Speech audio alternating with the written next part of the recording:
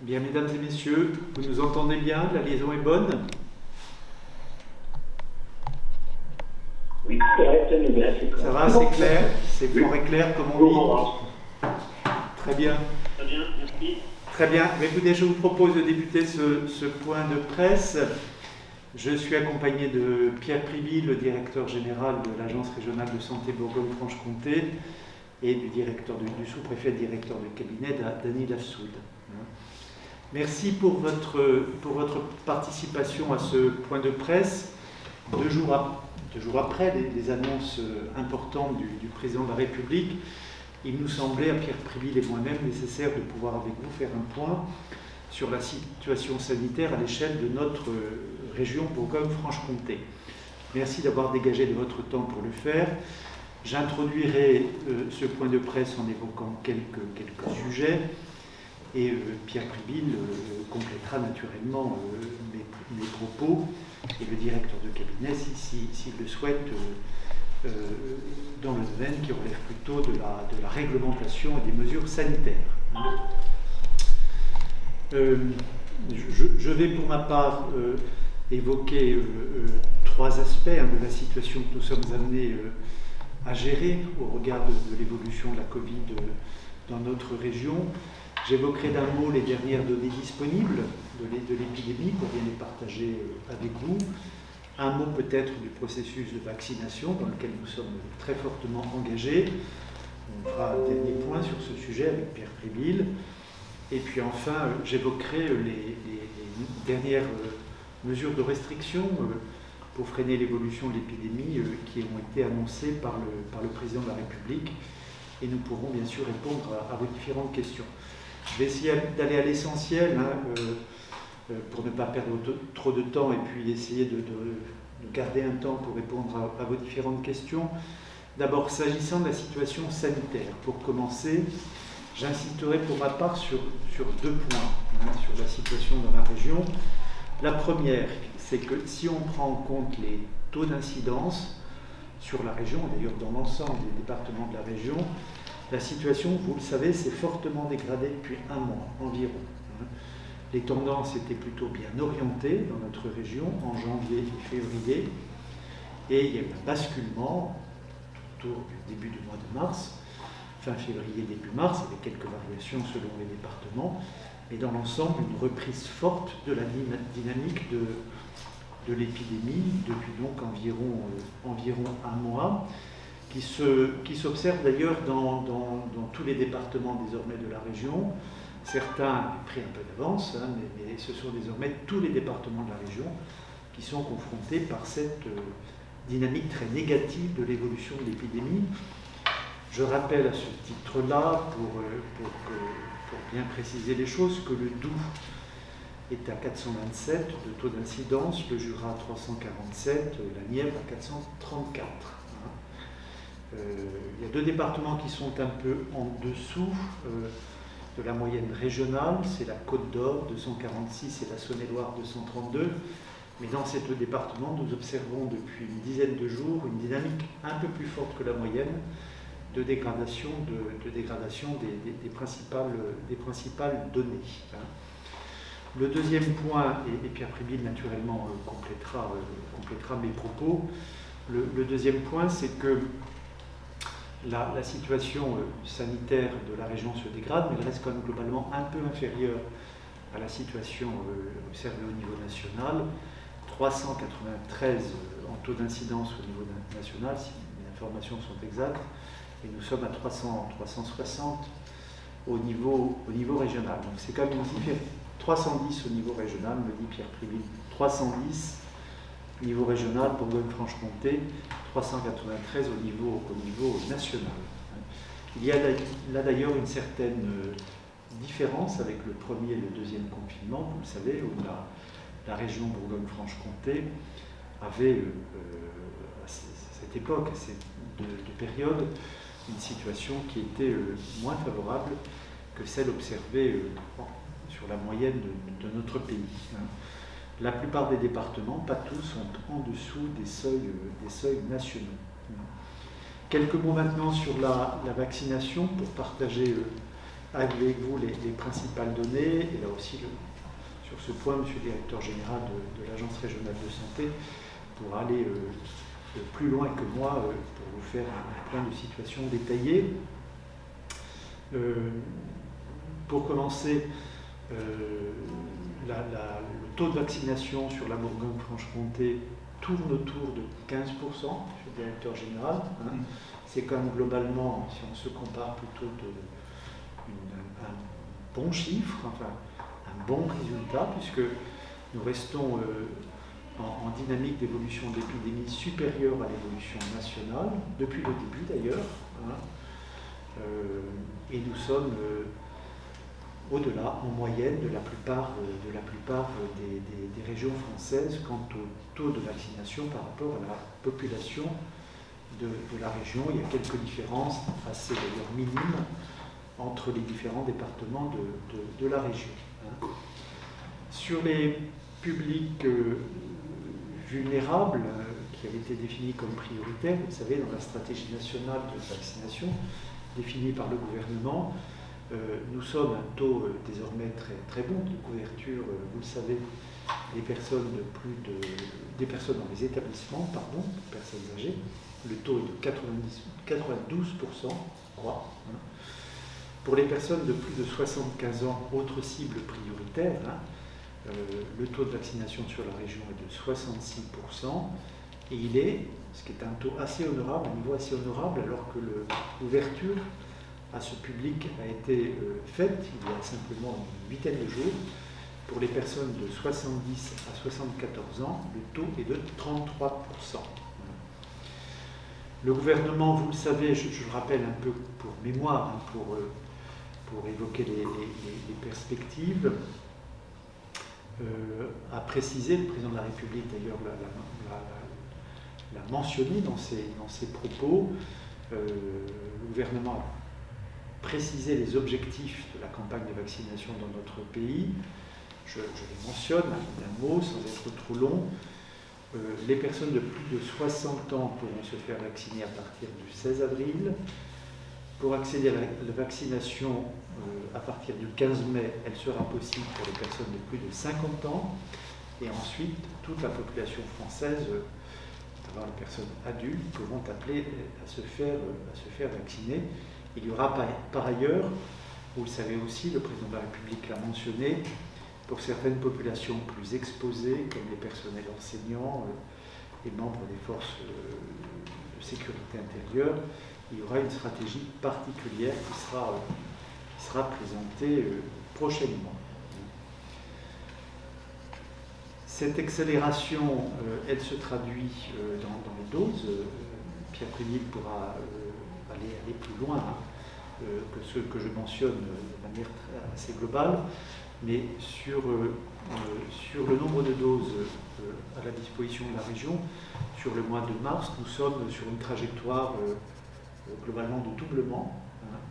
Ça pourrait même, je pense, aller au-delà en fonction des arrivées attendues de vaccins. Donc, nous sommes organisés avec les centres de vaccination qui ont des configurations différentes selon les différents départements de la région pour pouvoir absorber ces contingents de doses supplémentaires, sous réserve d'ailleurs selon les départements de quelques ajustements de l'organisation, en plus et en moins, mais en concertation avec les collectivités.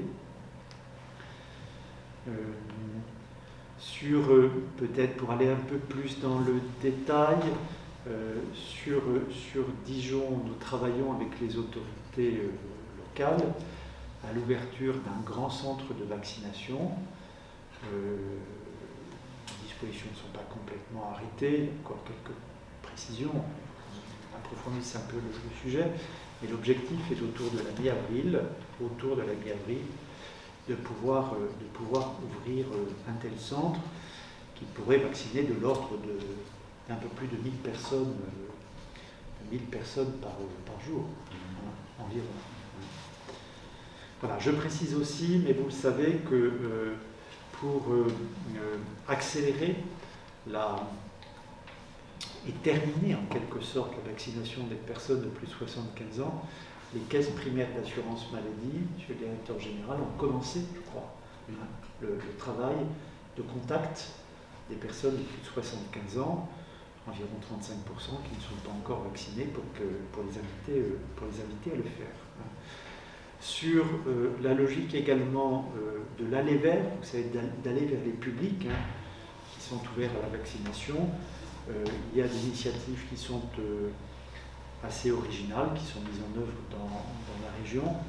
Et je cite à cet égard l'unité mobile de vaccination de la Côte d'Or qui rencontre globalement, je pense, un bon succès qui répond à un réel besoin.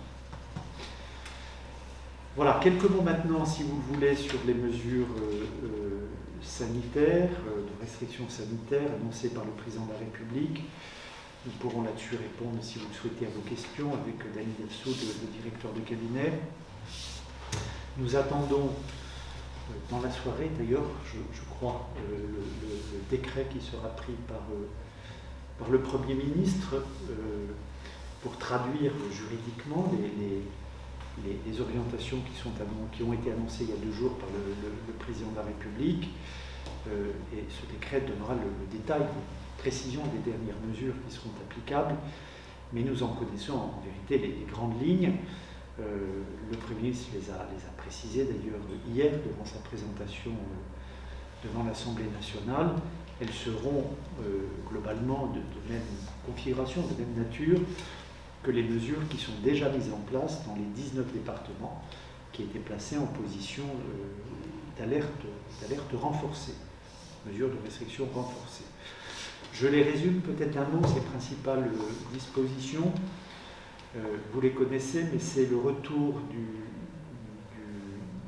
de l'autorisation de déplacement pour les déplacements au-delà de 10 km du domicile, avec une forme de tolérance pour le week-end pascal, pour les permettre, dans le respect des règles de distanciation sociale, bien sûr, mais le regroupement des familles. La fermeture des commerces qui ne sont pas de première nécessité, et ces dispositions de fermeture s'appliqueront à partir de dimanche. Les établissements scolaires, là, c'est une vraie nouveauté, c'est une vraie différence par rapport au deuxième confinement. Les établissements scolaires seront fermés avec, vous le savez, 2 phases. La semaine prochaine, une fermeture physique, mais le maintien d'un enseignement à distanciel. Et les 15 jours suivants, 12 avril au 25 avril, une période de vacances scolaires. La réouverture est prévue comme devant être progressive après le 26 avril. Et c'est bien entendu, je m'en tiens aux mesures essentielles, le couvre-feu maintenu à partir de 19h.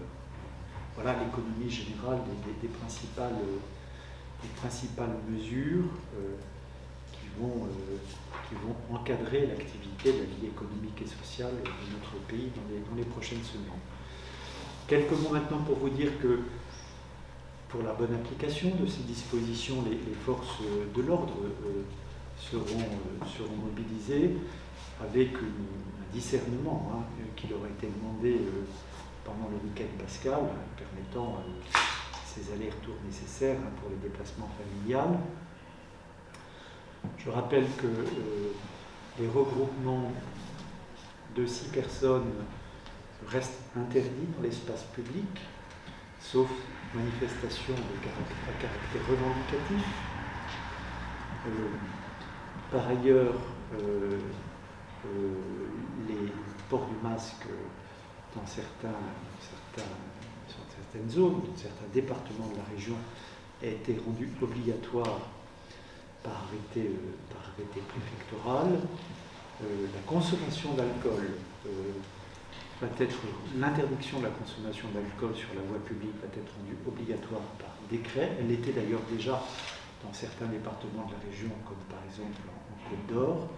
Et j'insiste vraiment, comme période pour profiter des premières belles journées de printemps, j'insiste vraiment sur la nécessité d'éviter les regroupements.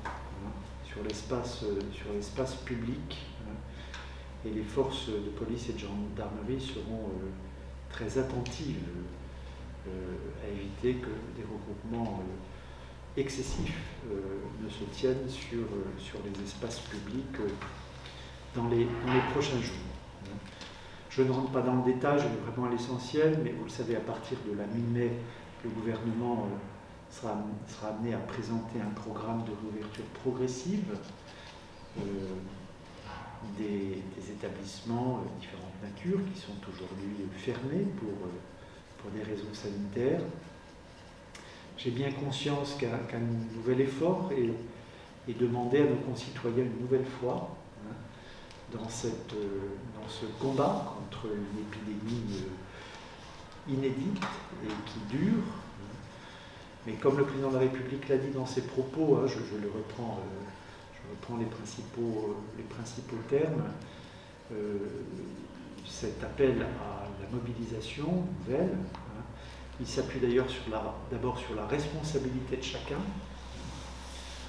sur la transparence, et donc c'est un pari en réalité sur la confiance, dans la compréhension, je crois qu'elle est extrêmement majoritaire, des restrictions qui sont demandées pour protéger la santé de tous en vérité.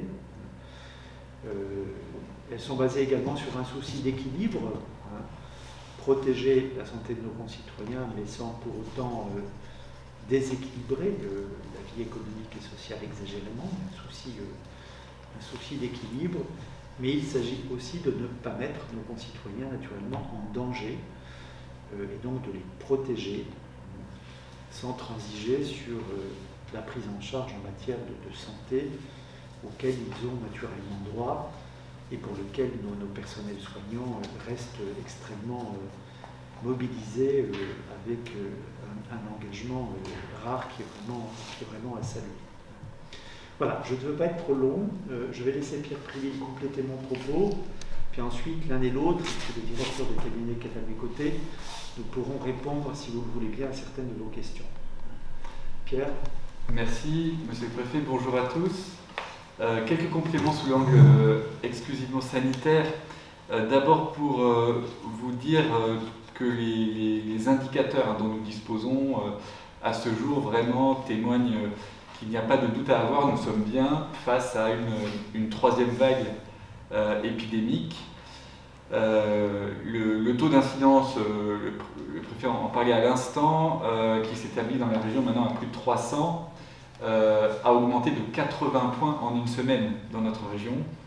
Alors certes, il reste encore inférieur au taux d'incidence moyen à l'échelle nationale, qui lui approche des 400, mais il augmente plus vite. Cette croissance sur la semaine écoulée est plus élevée dans notre région qu'en moyenne dans notre pays. Il est vraiment très élevé dans la Nièvre et le Doubs, qui sont très au-delà de 400 maintenant. Il commence à être assez élevé également dans le Jura, 350.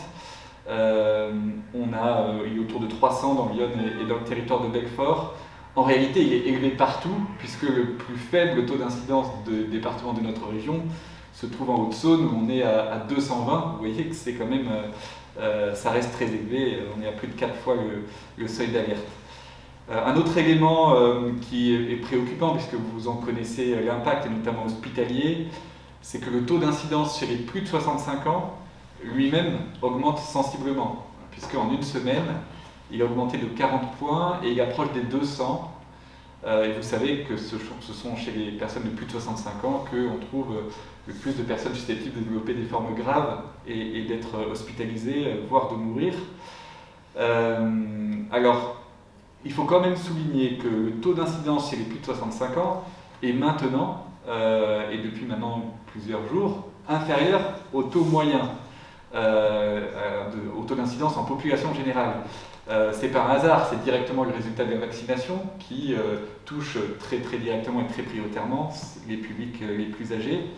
Néanmoins, ce taux d'incidence, il augmente et il atteint même des niveaux assez importants, notamment dans la Nièvre où il est au-delà de 300.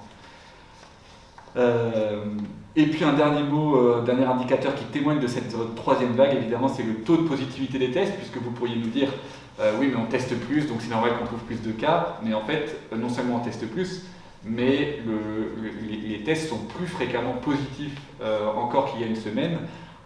Ce taux de positivité, il progresse encore d'1 point en une semaine. Il approche des 8%. Et là aussi, il progresse plus vite que la moyenne nationale. Alors cette troisième vague, c'est pas tout à fait la même que la première et la deuxième, parce que le virus lui-même n'est pas tout à fait le même. C'est une vague de variants en réalité, puisque maintenant, la quasi-totalité des virus qui circulent sont des variants, et des variants dont on sait qu'ils sont plus contagieux. C'est essentiellement le variant britannique qui se diffuse sur notre territoire, comme d'ailleurs sur le territoire national. On est à plus de 80% de variants britanniques dans les contaminations recensées tous les jours, et autour de 5% de variants sud-africains. Cette part étant significativement supérieure dans 2 départements, le Doubs et la Haute-Saône, où on a un peu plus de 10% de variants sud-africains. Alors l'ennui, c'est que cette troisième vague, qui est une vague de variants, elle est plus dangereuse parce que ces variants sont plus contagieux. Et donc il faut absolument que l'on rehausse le niveau de protection collective. Comme nous vous l'annoncions la semaine dernière, vous savez comment ça se passe, c'est comme pour les vagues précédentes, on a plusieurs semaines d'augmentation des indicateurs d'incidence. Au bout d'un moment, on a un impact hospitalier. Et ça commence cette semaine, puisque nous avons aujourd'hui 1275 patients hospitalisés dans la région. C'est 80 de plus que la semaine dernière, que vendredi dernier à cette heure. On a 160 patients en réanimation, c'est 15 de plus que la semaine dernière à cette heure. Donc ça y est, la vague commence à atteindre les hôpitaux de la région. L'ennui, là encore, parce qu'on a déjà vécu ça 2 fois, mais on ne le vit jamais exactement de la même manière, c'est que en fait, nos hôpitaux ne sont jamais vraiment sortis de la deuxième vague. Et souvenez-vous que la deuxième vague, elle a amené à ce que les hôpitaux aient à traiter simultanément, au pic de la vague, 1800 patients dans leur lit. On ne peut pas aujourd'hui ajouter 1800 patients aux 1200 qui y sont déjà. Il y a déjà une très forte déprogrammation, on ne peut pas donc démesurément déprogrammer davantage, on peut encore, s'il le faut, ce sera fait, mais il y a peu de marge de manœuvre, on a moins de marge de manœuvre aujourd'hui à l'entrée dans cette troisième vague que nous en avions à l'entrée dans la deuxième au mois d'octobre, à la fin du mois d'octobre dernier. Il faut donc absolument briser cette vague au plus vite, tout simplement pour que son pic soit le moins élevé possible, et ça engage l'action de chacun de nos concitoyens, de chacun d'entre nous. Alors cette fois-ci quand même, on a 2 armes face à cette vague épidémique. On a évidemment le renforcement des mesures barrières, et on a quand même la vaccination que nous n'avions pas lors de la deuxième vague. S'agissant du renforcement des mesures barrières, je ne reviens pas évidemment sur les mesures annoncées par le président de la République et que M. le Préfet vient de détailler. Et évidemment, il faut absolument, je crois que c'est un acte de solidarité les uns envers les autres que de respecter ces mesures.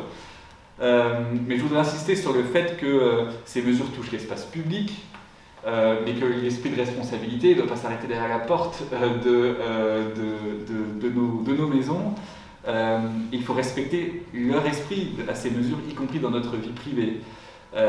Et en particulier, c'est vraiment très important, on sait que ce virus est maintenant encore plus contagieux qu'avant. Il ne faut pas prendre le risque de se recevoir les uns chez les autres, même dans la limite des 10 km.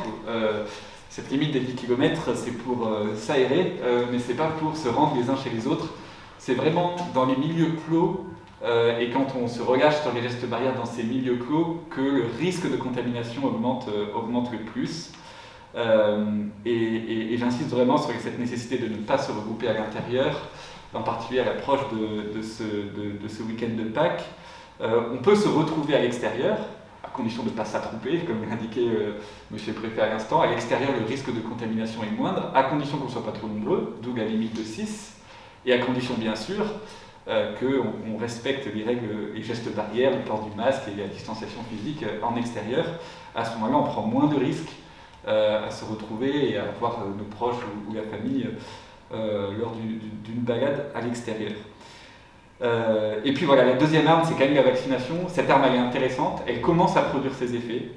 Monsieur le Président vous le disait, on est autour de 90% de vaccination des résidents en EHPAD. On en mesure l'effet, c'est-à-dire qu'on a une baisse significative de la mortalité en EHPAD, on n'a plus cette avalanche de clusters meurtriers que nous avions maintenant depuis un an. Donc ça marche et c'est une arme qui monte en puissance avec des taux de protection qui commencent à être très intéressants chez les plus de 75 ans, chez les plus de 65 ans. C'est pas encore suffisant pour faire obstacle à la vague en tant que telle, c'est pour ça qu'il faut aussi qu'on renforce nos mesures barrières, mais c'est ce qui va nous protéger des vagues futures. Nous vaccinons vraiment au rythme le plus élevé possible avec les doses dont nous disposons. Monsieur le Préfet vous le disait, les doses dont on va disposer à l'avenir sont encore plus importantes. Mais sachez que nous avons une véritable gestion à flux tendu des doses qui nous parviennent et les approvisionnements interviennent toutes les semaines et à la fin de chaque semaine, il n'y a quasiment plus de flacons dans les frigos des pharmacies hospitalières. On est vraiment dans le flux tendu pour que les vaccins soient le plus possible, dès leur arrivée, mis à disposition des patients qui les attendent. On a dépassé les 500 000 injections depuis le début de cette campagne, 560 000 même dans la région. C'est assez considérable et on atteint maintenant un rythme de vaccination d'à peu près 15 000 par jour dans la région. Chaque jour, plus de 15 000 personnes reçoivent une dose de vaccin. Voilà, donc pour conclure, je dirais que c'est, comme l'a dit Monsieur le Préfet, évidemment, c'est encore des efforts, et des efforts très importants qui sont demandés à chacun d'entre nous. C'est des efforts néanmoins absolument nécessaires si on veut éviter que cette troisième vague soit meurtrière et si on veut parvenir à la briser le plus vite possible. Et grâce à la vaccination, je crois qu'on peut même espérer raisonnablement que ce soit un peu l'ultime effort, vous voyez, l'ultime effort pour briser cette ultime vague avant que la vaccination ait pu faire son œuvre de protection des plus fragiles. Ce serait vraiment dommage de céder face à une vague alors qu'on en a résisté. On a déjà résisté dans cette région à 2 vagues, on les a déjà brisées par l'effort collectif. Ce serait dommage de céder face à cette vague si près du but. Notre but étant l'immunisation des plus fragiles pour pouvoir enfin retrouver une vie plus normale. Voilà. Merci Monsieur le Directeur Général. Mesdames et Messieurs, est-ce que vous avez des questions à nous poser? Pierre Prébil, à moi-même et à Dany Dafsout qui est à mes côtés, le directeur de cabinet. Oui, bonjour. Oui, vous ferez solliciter la gymnase des Républicains. Oui. Oui, le gymnase des Républicains. Oui. Finalement, quand on voit aussi également les chiffres du taux d'incidence chez les plus jeunes, les 19 ans, qui est au-delà de 600, est-ce qu'on n'a pas un regret de ne pas avoir fermé les écoles plus tôt? Alors, il faut pas se dire qu'on ne ferme pas les écoles parce qu'elles sont coupables de l'épidémie. On ferme les écoles parce qu'il y a une épidémie. Donc il ne faut vraiment pas se tromper de coupable hein, quand on cherche des raisons. Donc si on ferme les écoles aujourd'hui, c'est parce que c'est vraiment la solution de dernier recours pour ajouter aux autres mesures. Ce n'est pas la seule mesure, freiner suffisamment fort. Donc les contaminations, il y en a dans les écoles, et il y en a de plus en plus parce que le virus est de plus en plus contagieux. C'est pas parce que les enfants respectent moins bien les règles ou parce que l'éducation nationale respecterait moins les règles, c'est totalement faux. D'ailleurs, les règles n'arrêtaient pas d'augmenter ces derniers temps dans l'éducation nationale. Donc c'est normal qu'on ait plus de contamination là où il y a une vie collective. Simplement, il nous faut freiner pour éviter que le pic soit inabsorbable par notre système de santé, d'une part, et ensuite démesurément meurtrier.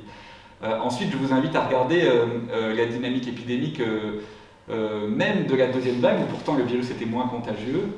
On a toujours ce phénomène-là où les contaminations augmentent d'abord chez les classes d'âge les plus jeunes, et d'ailleurs c'est pas simplement chez les moins de 18 ans, hein. Quand vous regardez les chiffres, entre 18 et 35 ans, il y a aussi beaucoup de contaminations, entre 35 et 50 également. Et ensuite ça se propage parce que les personnes les plus âgées se protègent, mais il n'y a pas de risque zéro, et donc il n'y a pas de doute, on ne peut pas laisser les jeunes bien portants se contaminer sans qu'au bout d'un moment ça finisse par atteindre les gens plus fragiles, et c'est ce qui est en train d'arriver avec les indicateurs hospitaliers. Donc je ne crois pas qu'il faut avoir de regret d'avoir fermé les écoles plus tôt, parce que c'est normal que ce soit une solution de dernier recours. Par contre, ça devenait absolument nécessaire pour freiner suffisamment fort au bon moment. quand même, parmi les points positifs qui concernent notre région, le fait d'avoir été en retard par rapport au reste de la France sur la diffusion du variant nous permet d'entrer aujourd'hui dans la vague quasiment au moment où sont prises ces mesures. Et ça, c'est très intéressant pour nous parce qu'on peut du coup espérer, à condition qu'elles soient respectées, et c'est là où notre destin est dans la main de chacun d'entre nous, on peut espérer que cette vague soit brisée avant qu'elle n'atteigne un niveau insupportable, à la fois en mortalité et en tension sur le système hospitalier. Ça dépend de chacun de nous, mais le moment auquel ces mesures sont prises dans notre région est assez bien synchronisé avec la situation épidémique que nous connaissons. Oui, pour compléter ce que dit Pierre Préville sur ce sujet, c'est que le gouvernement a fait un choix sur le sujet, c'est de maintenir ouverts les établissements scolaires dont le rôle pour les jeunes générations est tout à fait fondamental.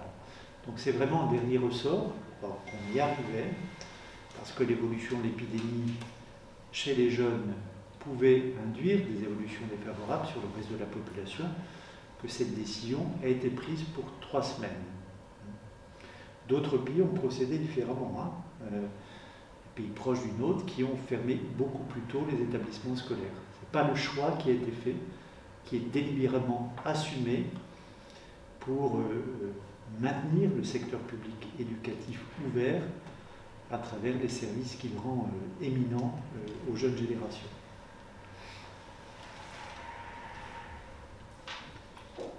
D'autres questions? Oui. Oui, Jean-Michel Denez.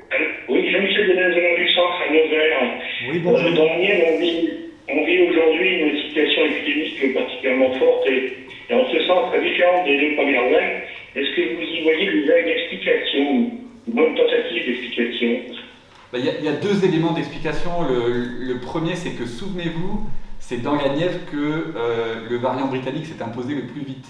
Ça a été le département de la région où il est devenu majoritaire en premier. Et donc, cette vague de variants, elle est partie plus tôt dans la Nièvre. Alors pourquoi? Ça, c'est totalement... Ça, personne ne le saura jamais. Mais vous voyez, ce qui arrive dans la Nièvre est arrivé après la région parisienne, bien sûr, mais avant le reste de la région.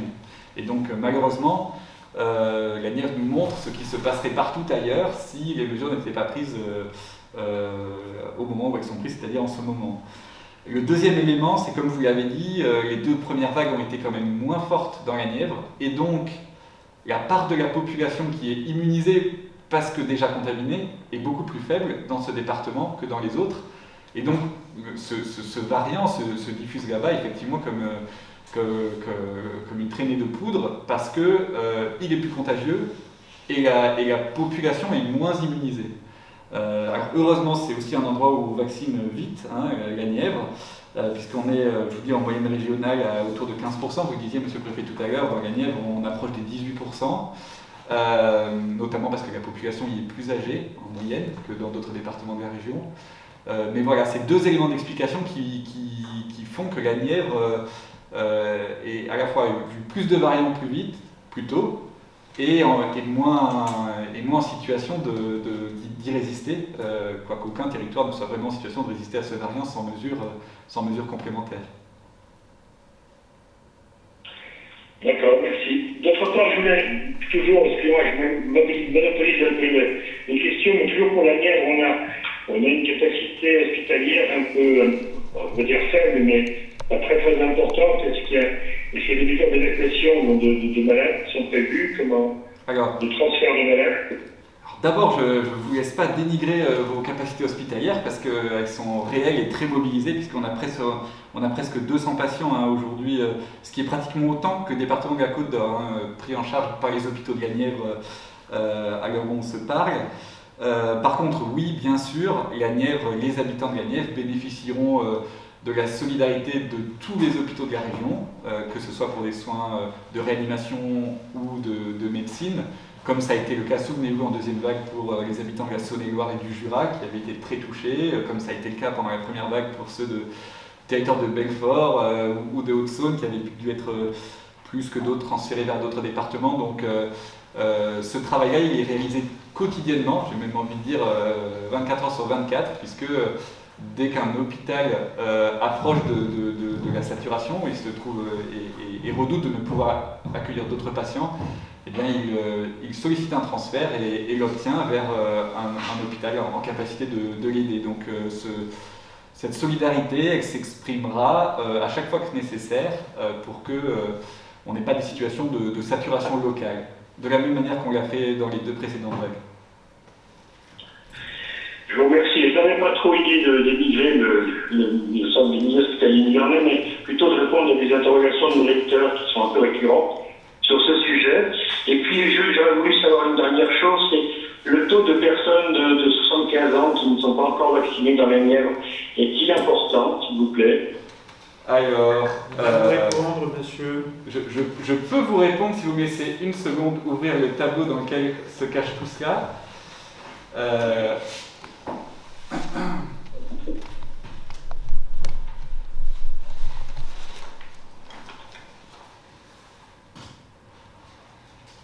Alors, dans la Nièvre, il y a déjà plus de 63% des plus de 75 ans qui ont eu au moins une première dose de vaccin. Donc ça veut dire qu'il en reste 37, très exactement, qui n'ont pas encore accédé à la vaccination. Évidemment, parmi ceux-là, un certain nombre d'entre eux ont forcément déjà pris rendez-vous, puisque vous savez que des rendez-vous sont ouverts déjà sur tout le mois d'avril.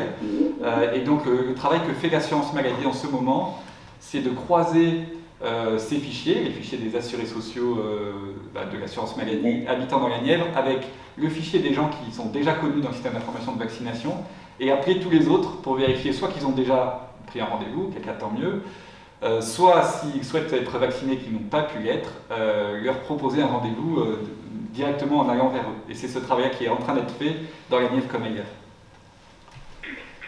Bonjour, merci monsieur. Merci.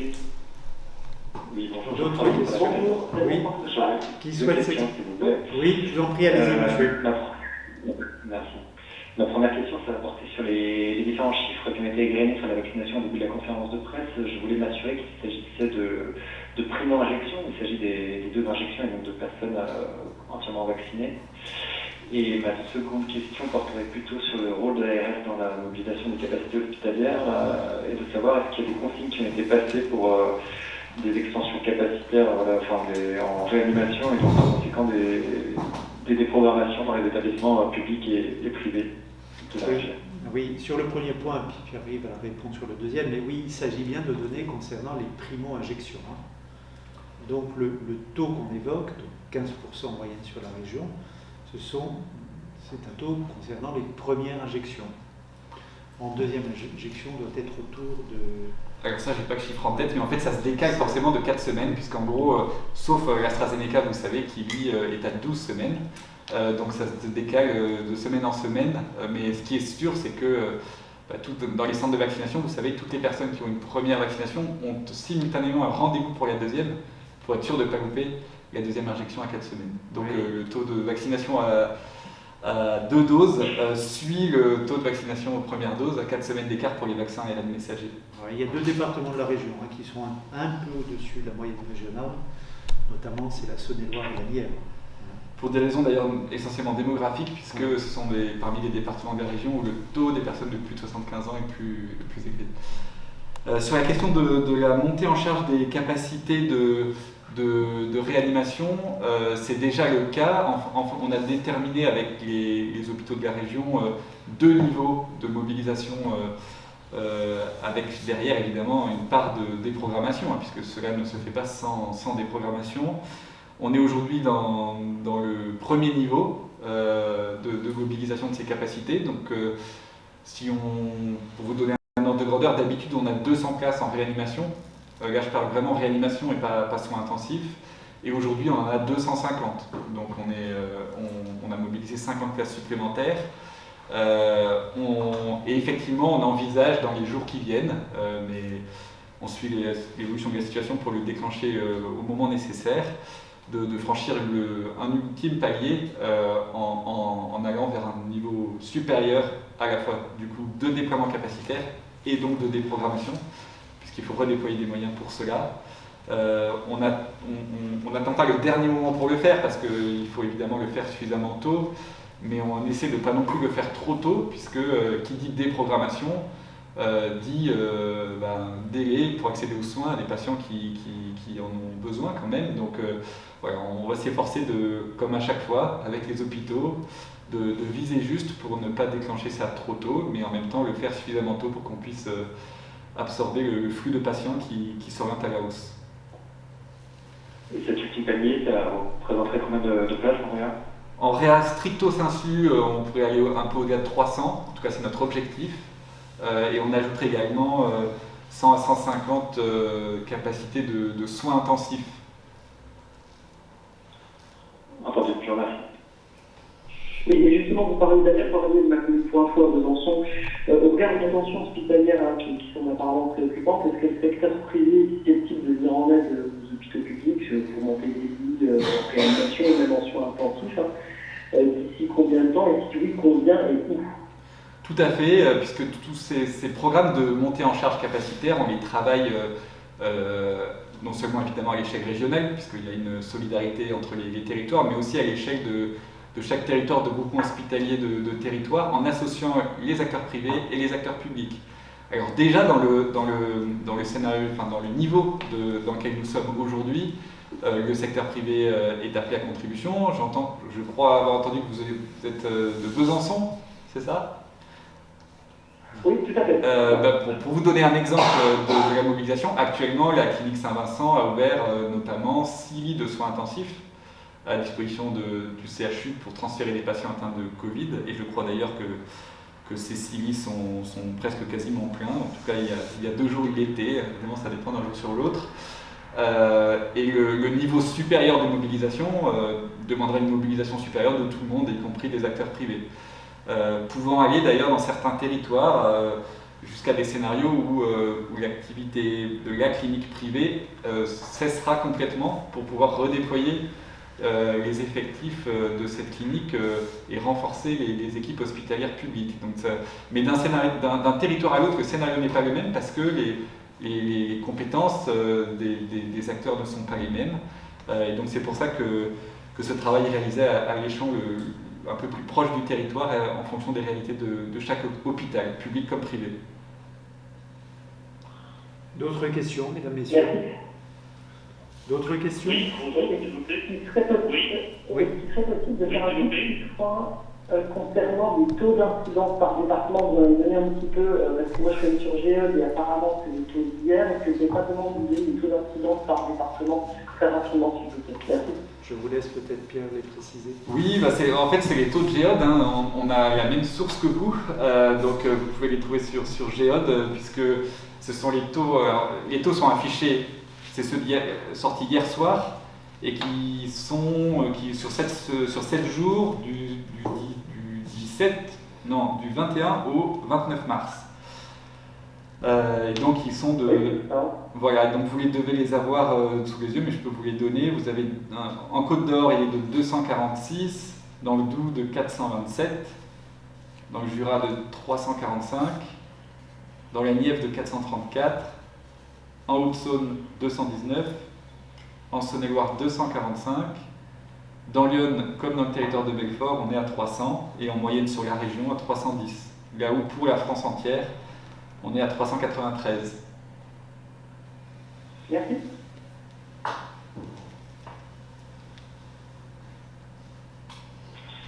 D'autres questions? Oui, je vous en prie. Oui, s'il vous plaît. Bonjour, Olivier Franck, France Bleu Bourgogne. J'ai une question pour M. Préville. J'aimerais savoir si vous pouvez me préciser quel est le taux d'hospitalisation, quel est le nombre d'hospitalisations en Côte d'Or et le nombre de réanimations, et surtout de savoir si aujourd'hui on a un profil des personnes hospitalisées qui a évolué, qui a changé compte tenu de la vaccination. Alors, effectivement, donc en Côte d'Or, on est à 230 patients hospitalisés, dont 32 en réanimation. Ça, c'était à 13h, alors ça change évidemment d'une heure sur l'autre. Le profil, oui, on observe effectivement un rajeunissement qui a 2 sources. Effectivement, la vaccination, bien sûr, puisque en protégeant les personnes les plus âgées, qui sont moins évidemment susceptibles de... Enfin, toutes celles qui sont protégées contre les formes graves et donc ne sont pas hospitalisées et encore moins en réanimation.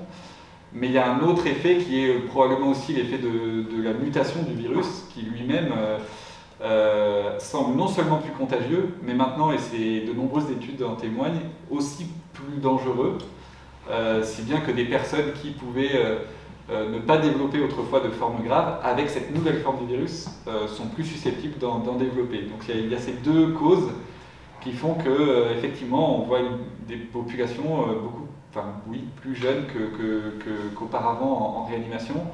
Alors avec un temps de retard, hein, comme toujours dans notre région, c'est en Île-de-France assez remarquable. Et ça, effectivement, on commence à le constater, ce que nous disent effectivement les réanimateurs dans la région. Il n'y a pas de hasard, c'est la même épidémie ici qu'en Île-de-France, avec un décalage. Et quelle est la moyenne d'âge? Quel est le profil, grosso modo? Alors là, je ne l'ai pas du tout en tête, mais je vous renvoie là-dessus aux publications hebdomadaires de Santé publique France, qui sur cette question-là, d'habitude, publient des données chaque semaine. D'accord, ouais. En espérant les trouver. Merci beaucoup.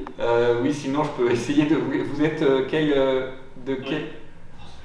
France Bleu. France Bleu, c'est un tableau quand même qui est assez général de Santé publique France, on dit la chose clairement. Et je n'ai pas en mémoire qu'on ait un profil d'âge. Écoutez, je le note et puis on va faire la recherche pour vous et on vous transmettra cette donnée. C'est sympa. Merci beaucoup. D'autres questions?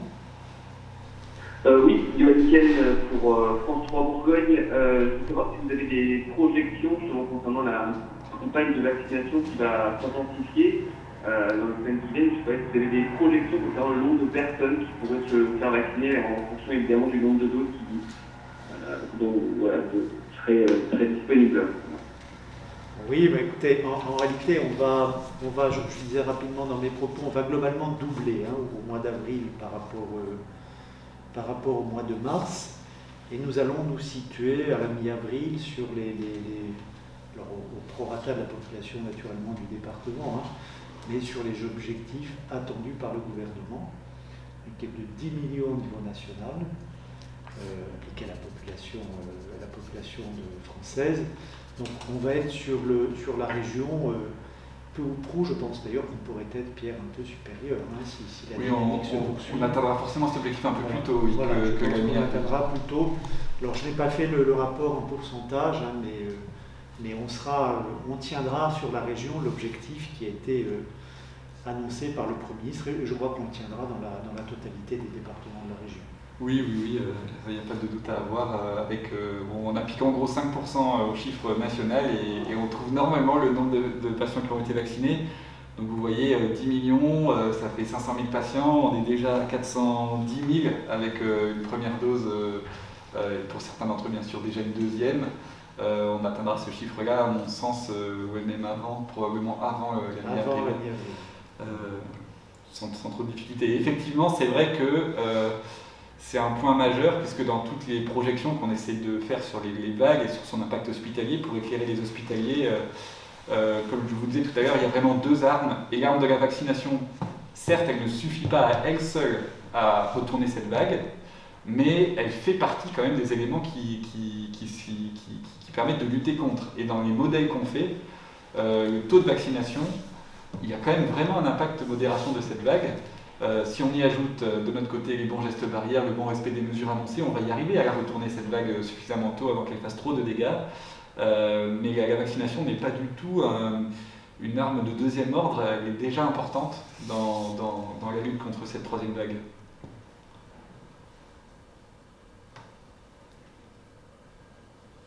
Voyez-vous, mesdames, messieurs, d'autres questions à nous poser? Monsieur Prubil, Sylvie Une dernière chose peut-être, monsieur. Oui, allez-y. Je ne sais pas si elle est encore... je ne sais pas si elle est encore tranchée. Voilà, il y a une grosse interrogation par rapport à la garde des enfants pour les nounous, pour les puéricultrices privées. Est-ce que d'ores et déjà, vous avez une réponse par rapport à ça? Est-ce qu'il y a une possibilité pour ces personnes d'accueillir les enfants chez elles? Oui, c'est une question qui est évoquée, vous le savez, au niveau national. À ma connaissance, elle n'est pas encore tranchée par le gouvernement. Je crois que nous aurons la position définitive à travers le décret qui va être publié, je pense, dans la soirée ou dans la nuit, qui va trancher cette question. D'accord. Donc je ne peux pas vous en dire plus. Hein. Sylvie Godel-Jardot du blog Bonnet Ailleurs. Monsieur Trubil, Madame la rectrice a parlé ce matin des écoles qui allaient ouvrir au profit des enfants, des personnels soignants, et que normalement on devrait avoir une remontée pour savoir à peu près combien ça allait concerner d'enfants. Est-ce que vous avez déjà un premier jet comme ça? Alors, on ne sait pas combien d'enfants seront concernés par ces accueils, notamment en direction des soignants. Par contre, ce qui est certain, c'est que évidemment l'Éducation nationale organise cette offre pour garantir absolument une solution à toutes les familles qui n'en auraient pas, parce qu'il faut absolument éviter, là où dans le secteur privé, effectivement, et dans d'autres secteurs, y compris publics, non concernés par ces exceptions, on peut, en dernier recours, accorder un congé au personnel. Vous voyez bien que accorder un congé au personnel soignant en ce moment, c'est totalement impossible et ça aurait des conséquences sanitaires très graves. Donc tout est fait pour garantir un accueil. Hier et aujourd'hui, dans les écoles, les familles qui sont dans cette situation et qui n'ont pas de solution en étant eux-mêmes personnel soignant, notamment dans un hôpital ou ailleurs, font part de leur demande, de leur besoin de solution à leur école. Aujourd'hui, et c'est en train de se faire, j'ai déjà vu passer des notifications en ce sens, les chefs d'établissement informent les familles du lieu d'accueil, qui n'est pas forcément l'école habituelle de l'enfant, du lieu d'accueil qui est organisé dans le secteur de scolarisation des enfants, et les professionnels concernés pourront déposer leur enfant dans ce lieu d'accueil dès mardi matin, de façon à ce qu'il n'y ait pas de rupture et qu'on ne s'expose pas à avoir une difficulté de ressources humaines dans les hôpitaux, où déjà la tension est très très forte. Merci. Donc la question du nombre, on saura mardi matin, mais quoi qu'il arrive, l'Éducation nationale, et je tiens d'ailleurs à la remercier, se met en situation d'offrir ce service pour, dans l'intérêt général tout simplement.